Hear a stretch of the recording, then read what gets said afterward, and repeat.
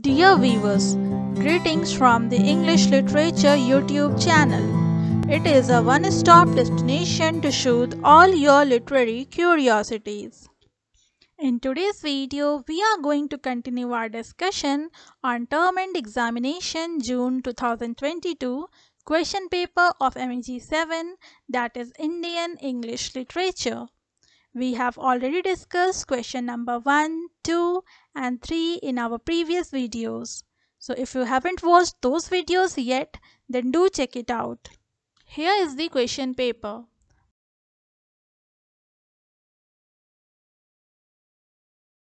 Question number 4.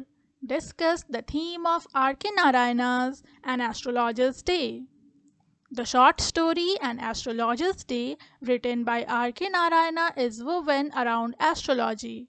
As an astrologer, R.K. Narayana has a working analysis of mankind's trouble, that is marriage, money, and the tangles of human ties, caste, poverty, man's harness to man, and a view of life depends upon a profound and questioned religious mentality. The story is full of suspense. R.K. Narayana is a master of irony and used it immensely throughout the story. The story is a comment on astrologers' crafty ways on gullible masses. The astrologer in the story knew nothing about astrology but enough about the psychology of common people. The story is an ironic comment on the science of astrology and its misuse in our society. An unfortunate consequence has been intelligent people's distrust of astrology and astrologers. There is also an element of social satire in the story. As youngsters, silly youngsters of today's era, the astrologer in the story and his friends drank, gambled, and quarreled badly. What happened one day and how it affected their lives is shown in the story. Their life could never be the same as before. There are no good characters or bad characters in Narayana's works. Human nature is presented veraciously, interestingly, and memorably in the story. We don't find any overt condemnation or praise. The story goes on to show how the past can affect the present and future of one's life. The astrologer had committed a folly by getting into a quarrel when he was a drunken youngster, the result of which changed his entire path in life. If he does not involve in that folly incident, then he would have continued to live in his village and carried on the work of his forefathers, tilling the land, living, marrying, and ripening in his cornfield in his ancestral home. Thus, the irony of fate is revealed through the story. Other themes presented in the story are fear, desperation, revenge, appearance, cleverness, blind faith, freedom, guilt, and relief. We have found both the astrologer and Guru Nayak were in fear of each other throughout the story. Guru Nayak was desperately in search of a sinner to take his revenge, while on the other hand, the sinner astrologer left his home and covered a safe distance of at least a couple of 100 miles away. He had to choose a stealthy life and changed his appearance by putting chakradas and vermilion on his forehead, wounding a saffron-colored turban around his head. Cleverness is shown by the characterization of the astrologer. He never studied astrology, yet attracted many innocent customers with his shrewd guesswork. People's blind faith in astrology is one of the major themes in the story. After stumping Guru Nayak with his astrology, the astrologer convinced him to give up the hunt for his assailant.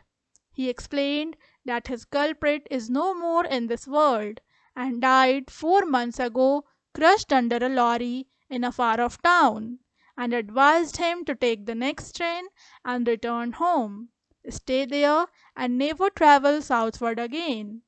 This news ensured Guru Nayak that he is safe now. He would not want to venture out of his village, especially when it forebodes a grave risk to his life. Thus, the astrologer was safe now. After this event, the astrologer felt relief. Otherwise, he has been living a life with a burden of guilt in his heart. Question number 4. Or discuss Ruskin Bond as a short story writer. Ruskin Bond was born on 19th May 1939. He lost his father at an early age and grew up in his stepfather's house. As a child, he spent long periods with his grandparents in Missouri and imbibed a love for nature and animals from his grandparents. Nowadays, Ruskin Bond is living at Lander, Missouri, a beautiful hill station in Uttar Pradesh of India, along with his adopted son's family.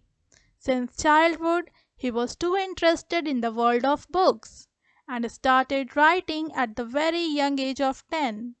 His works mainly depict growing up children and maturing through adversity and experience. The natural scenic hills of Dehradun and Mussoorie remain the setting for most of his works.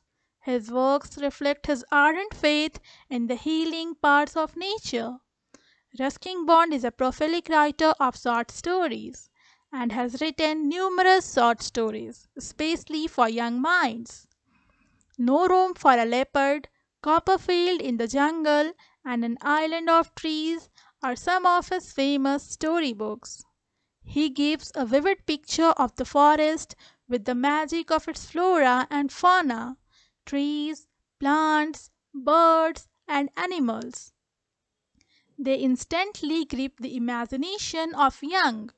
His stories develop the children's innocent mind appropriately.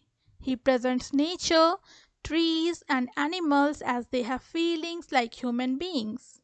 Ruskin Bond usually describes love of animals and complete affinity with nature through his stories. Moral values are also there in his stories. He teaches us never to think of harming or exploiting them. Instead, we should love and care for them. The story exemplified the value of cooperation and the quality of friendship between plants and humans, and between animals and humans. Ruskin Bond usually writes for children, and by nature, children love birds and animals. Through his stories, he tries to strengthen the bond of understanding between children and nature. He shows the child's spontaneous love for the animals and the cruelty of adults towards nature and animals. Their exploiting behavior for their personal needs. Ruskin Bond enlightens the ways and thinking of the adult world. He makes the children aware of their misdeeds like hunting and selfish materialism. His stories enlighten the issues like deforestation, incidents like animals entered into the valleys inhabited by man, or human beings and their fatal encounters. Illustrations are an essential part of his stories. It animates the mood and highlights the overall impact and reinforces the deep bond of friendship between nature and children, between animals and children. Ruskin Bond uses fantasy so effectively in his stories. In the story, there is no ghost, but a haunting atmosphere which stays with us for a long time. Even in fantasy, there are moral values. His stories indirectly and subtly teach certain virtues like love and kindness towards animals as well as other human beings, helping those in trouble, punishing of defying the wicked, truthfulness, respect for elders, etc. Paradoxically, these stories have clear messages not for children only, but for adults also. His stories make us realize and remember what trees mean to us, to our future, what deforestation can and will do to our environment and ultimately to us. These make us remember what the harm mindless killing of animals for the fun of it or for momentary gains will ultimately do to live on earth in the days to come. This is all for today's video. We'll discuss question number 5 in our next video. So stay tuned with us. Thanks for watching.